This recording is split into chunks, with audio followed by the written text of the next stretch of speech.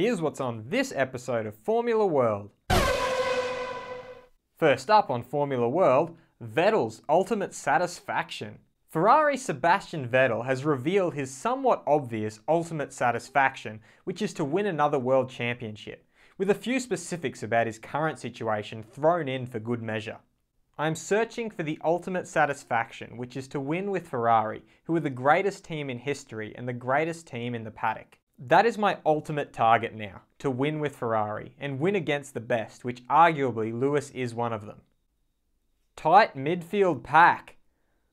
Last season saw a big gap between the top teams and the rest of the pack, and by the end of 2017 there began to appear more gaps between the midfield teams.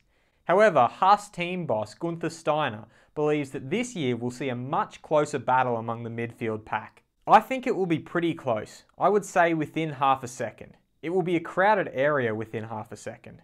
I think almost all of them can be there. It's a step up from last year. I think they will group more together. Last year there were a few teams that were on top of it. I don't think there is anyone on top of it. Top 3 teams within half a second. Aussie Red Bull driver Daniel Ricciardo has admitted he's hopeful that the top 3 teams are all fighting closely from the start of the season, with his sights set on a half a second to separate Red Bull, Ferrari and Mercedes.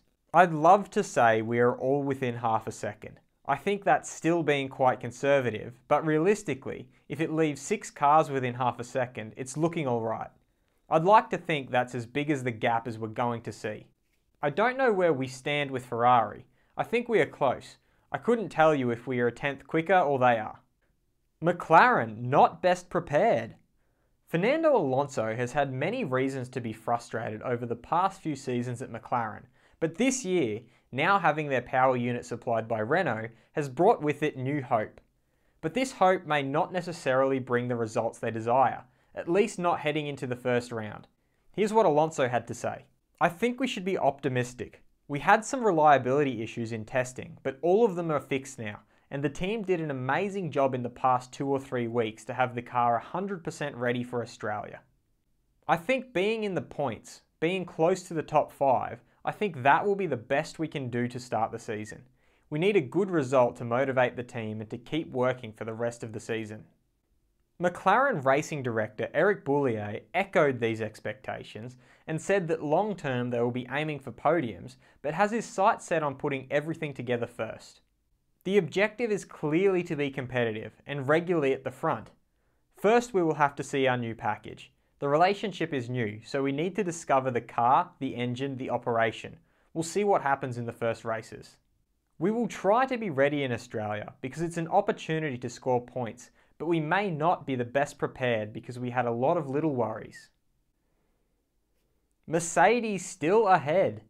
The pre-season testing has always sparked debate about who will be the team to beat, but until the season begins, there is no way of gauging who is truly at the front of the pack.